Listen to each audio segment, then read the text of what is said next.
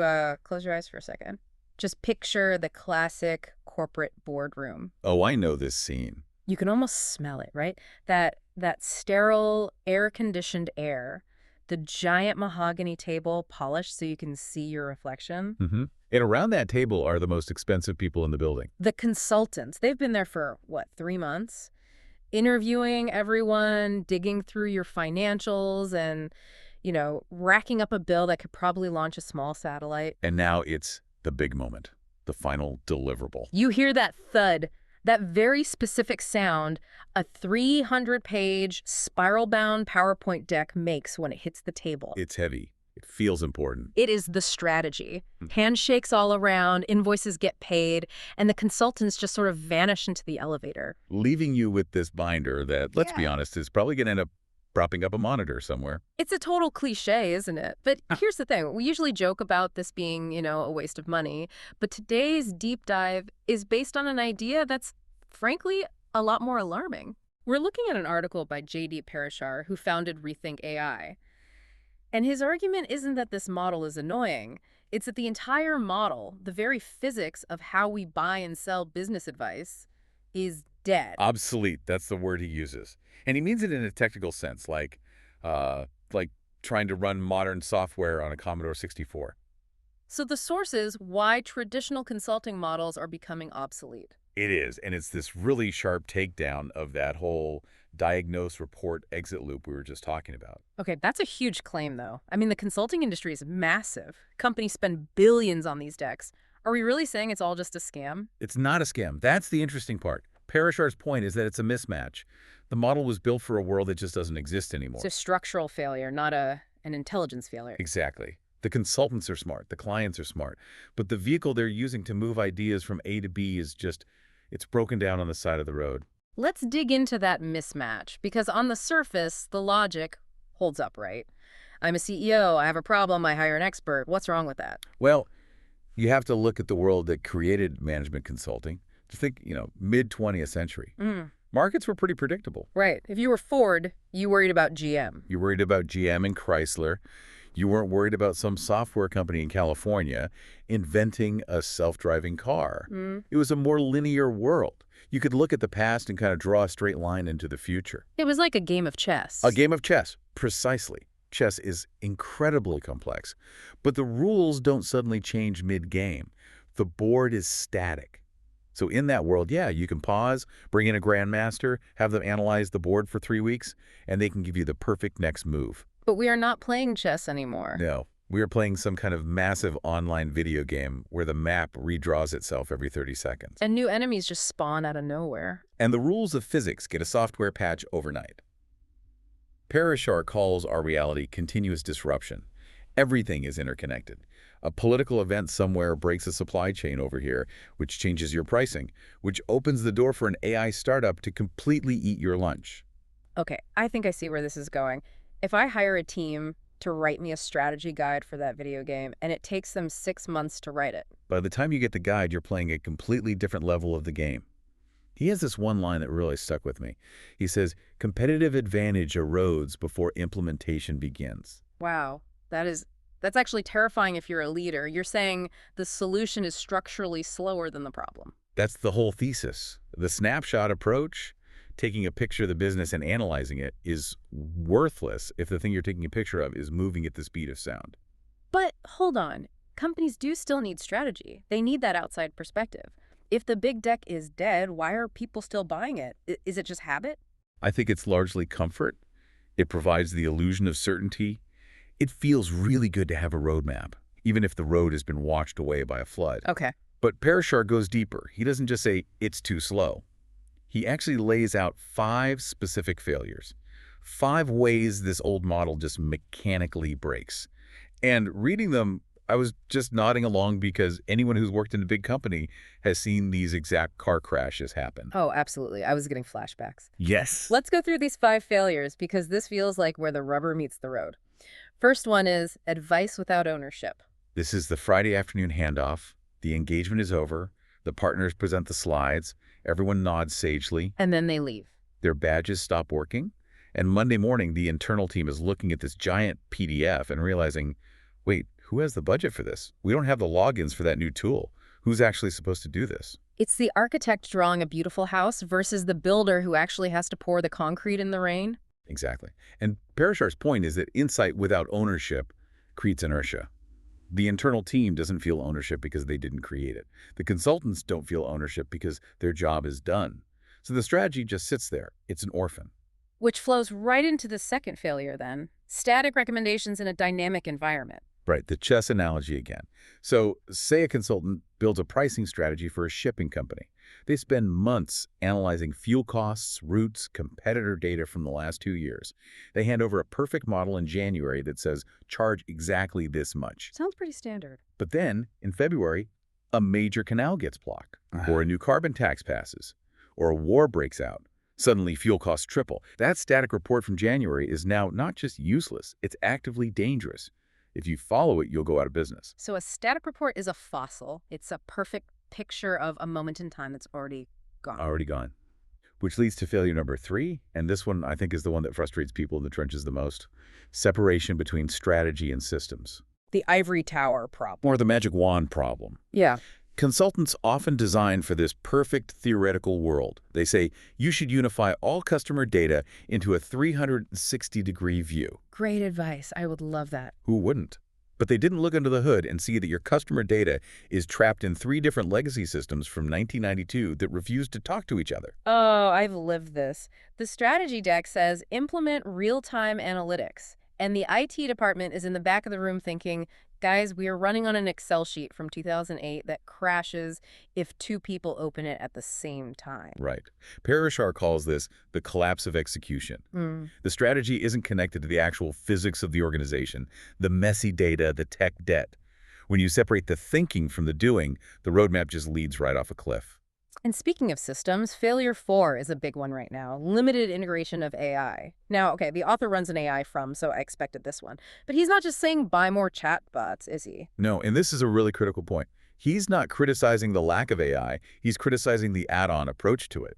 The garnish. The garnish, exactly, like sprinkling a little parsley on top. A lot of firms do their normal strategy work, and then they'll just add a slide at the end that says, and we will leverage generative AI to optimize this. Okay, so what's the alternative? His argument is that AI isn't a feature anymore. It's the operating system. If you aren't building your entire decision-making process around AI as core infrastructure, your strategy is already obsolete. It's like designing a business in the 90s and treating the internet as, like, a cute side project. I want to circle back to that because he uses this term decision architecture, which sounds really interesting. But let's hit the last failure, short-term engagements versus long-term problems. This is the timeline mismatch. Real transformation is a journey. It's long, it's messy, it has setbacks. But consulting is a project. It's episodic, it has a start date and an end date. We are here for 12 weeks, and then good luck with everything. And the problem is, the hardest part of any change comes after the strategy is delivered. It's when you actually try to change how people work. That's when you hit resistance. That's when the complexity really shows up. And that is the exact moment the traditional consultant is packing their bags. So just to recap the indictment here, we've got advice no one owns. Static plans for a dynamic world. Dreams that are totally disconnected from reality. AI is a decorative afterthought. And experts who leave right when things get hard. It is a pretty damning list. It is. But I have to play devil's advocate. Companies can't just stop getting help. They don't have all the skills in-house. And sometimes you just need a fresh pair of eyes. Is Parashar saying just never hire a consultant again, or is there a replacement model? He's definitely proposing a replacement. He calls it the shift from consulting to continuous capability building. Okay, continuous capability building sounds like the king of all corporate buzzwords. It really does. It sounds like something I'd pay a lot of money for and have no idea what I actually bought. So what does it mean? Let's demystify it. Think about the shift from buying your own servers to using the cloud. In the old world, you bought a server. It was a capital expense. It sat in your closet. It was static. Right. Now you use the cloud. It's an operating expense. You scale it up or down. It's always being updated. It's flexible. Parashar is saying we need to start treating intelligence the same way. So instead of buying a strategy server, a one-time report, I'm subscribing to a strategy cloud. That's a great way to put it, Yeah. but it's more active than that. The new model is outcome-driven. You're not paying for the PowerPoint deck, you're paying for the business result. If sales don't go up, the engagement wasn't a success. Which means the consultant has to stick around to see it through. Exactly. The new model is embedded and iterative. The consultants work with your team in the trenches. They share accountability. So if the market shifts in week 4, they don't say, oh, that's out of scope. They say, okay, we need to pivot the strategy. Let's do it together. That sounds great for the client, but way riskier for the consultant. It is harder. But that's the whole point. The easy model isn't working anymore.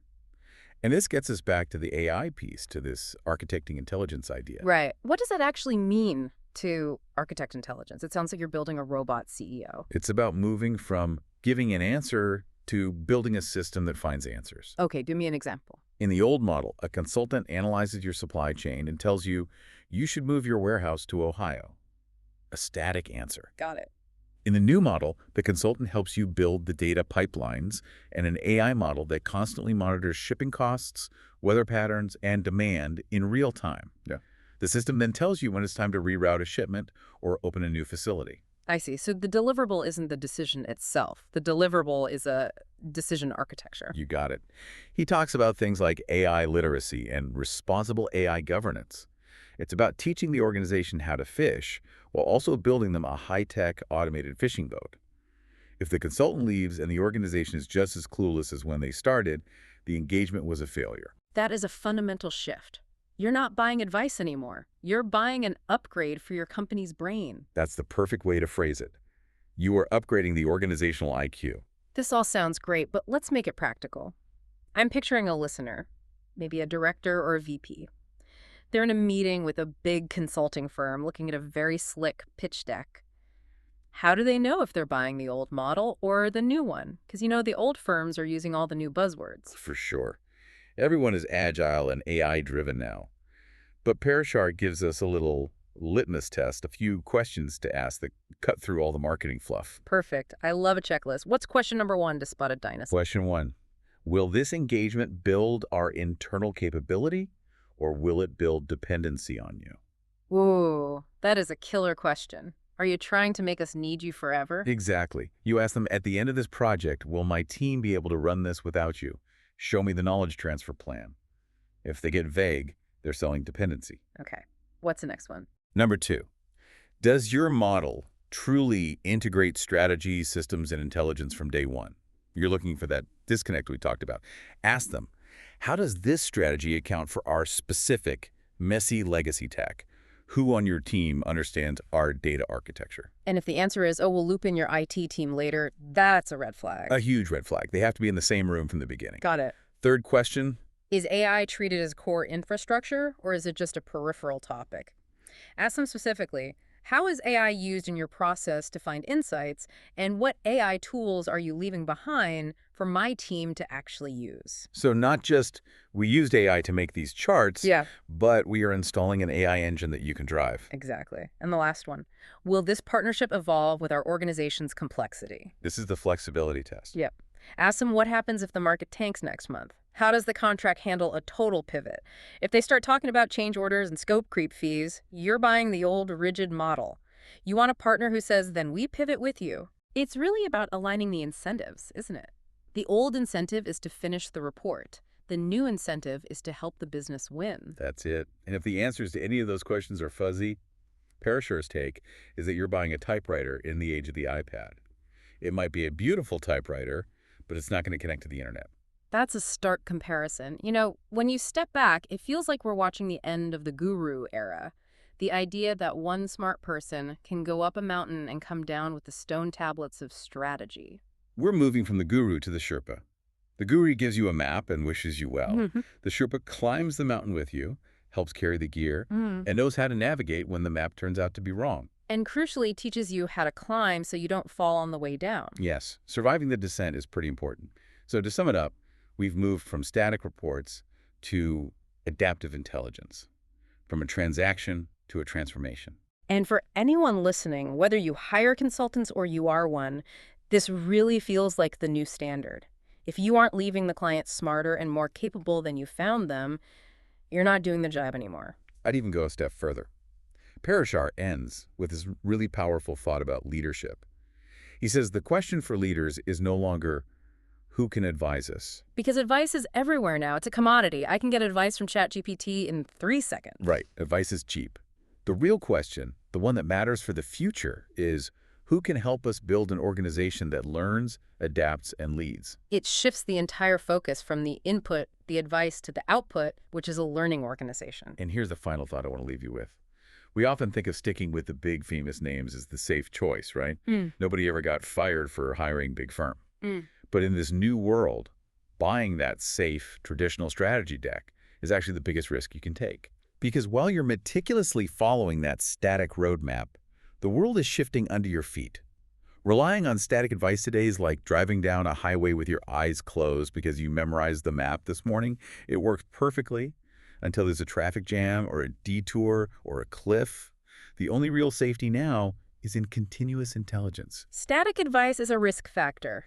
That's going to stick with me. We've covered a ton of ground today, from the death of the PowerPoint deck to the rise of this intelligent, adaptive organization. It's a fascinating shift. The tools are changing, but the goal is the same. How do we get better, faster? The answer just isn't in a 3-ring binder anymore. No, and thank goodness I don't have any more shelf space. A huge thanks for the insights from J.D. Parishar's article. It really gave us a new way to look at this entire industry. A real wake-up call for both sides of the table, I think. Absolutely. So if you are currently sitting in a boardroom looking at a 300-page deck, maybe ask a few of these testing questions. Thanks for listening to The Deep Dive. See you next time. See you then.